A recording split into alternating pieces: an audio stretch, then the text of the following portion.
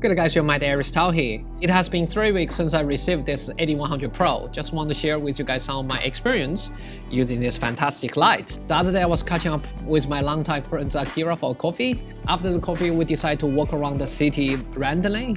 Just decide to shoot whatever comes in our way. Just what I do with every single my photo shoots is I always give myself a little challenge, if that makes sense, to hopefully stimulate my creativity. The challenge I give to myself in this particular photo shoot is to create at least 2 different looks in the same location. So of course I started with trying without flash vs with flash kind of photos.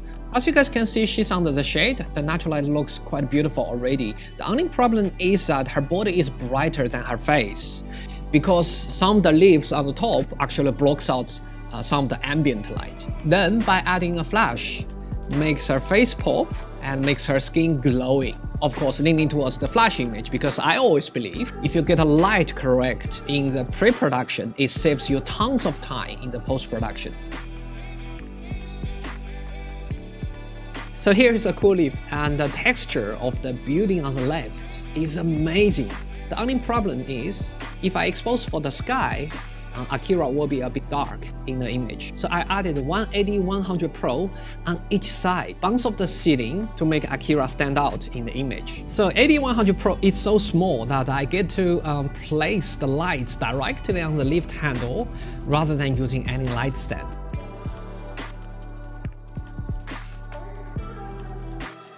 You can use the color gel, actually comes with an AKR1 kit. But recently I've discovered the Ace A-11T color gel sets actually works out better for me.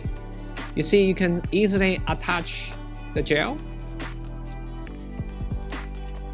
with the magnetic. So it's quite nice and easy. And because the gel itself is so thin, you can actually attach multiple gels with no issue. As you can see, it was cloudy then, so I added a flash to mimic a pocket of sun to make her hair stand out from the background. Because it's a forecast day, the light is coming right above and make her skin looks quite beautiful already. I purposely asked her to tilt her face up so she wouldn't have any deep shadows under her eyes or nose. The face up pose works for Akira because she is gorgeous with all angles. Problem is camera angle lower than eye level doesn't necessarily work for every single person, especially for the people who has bigger jawlines. So I thought, why don't we try something crazy by placing a light under her nose as a fill light to get rid of the shadows. To me, the second image leaning more towards the fashion and the editorial look, and the catch light in her eyes makes the world of a difference. See? Even we all agree that light from below is a dangerous thing to do, it does work from time to time, isn't it? Something I learned from my years of experience. Don't let people tell you what's the right or wrong thing to do. In photography world, you stick with your style and keep on experimenting around. Taking the risk is the most exciting part of being a photographer. So there are 2 coffee shops, one with a white background, another one with a black background. I thought it would be interesting to try how to lead for different background. Lots of you guys commented in my previous AD100Pro video asking how does AD100Pro dealing with a non-cast day. Since it was raining and cloudy for all last month almost, we were lucky to get some sun comes in today. Just so you guys know, the cloud coverage in this photo is about 55%, and I adapt AD100Pro on a 65cm softbox using S2 type bracket. So one image is white dress against the white background, more on the high key look. Another image is the white dress against black background, more at a low key look, which is more dramatic. Which one's your preference? Comments below and let me know. Another thing you guys may or may not notice I've been doing recently is that I keep on asking people to move during the photo shoots.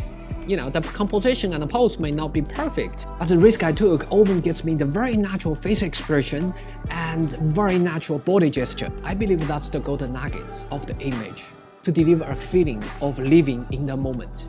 And of course, when Akira is moving, high-speed syncs comes really handy. So here are 2 images. But do comment below and let me know which one works for you. I love the repetitive chairs patterns in the image, so I thought it'd be really cool to do 2 shots here. So the first one is on the high key end, The camera setting is +1 stop, and I use AD100Pro as a fill light. And of course, to go with the vibe, I asked Akira to do some funny and quirky sort of expression, which is basically her personality. And then, I did something crazy I usually wouldn't do. I include the light itself within the image. Because the light is so tiny, just like a candle, and it doesn't bother me to show it as part of the image. And of course, with the light being so close, I can completely underexpose the environment to have a dark and moody blue hour look.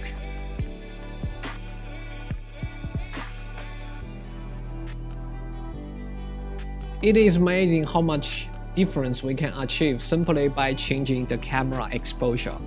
AD100Pro is small, but it is powerful enough to allow me to play around with two different looks. In the first image, I expose for the highlights, which is a sky, and deliver a blue hour look. In the second shot, I expose for the shadow, so that the architecture stands out a bit more. Which one works for you? Let me know how would you expose for the environment.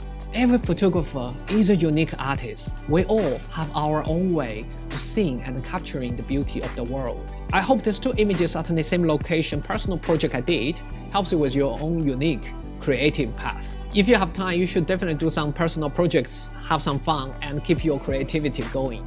Meanwhile, stay safe. This is Aries Tao from Sydney. I'll see you until next time.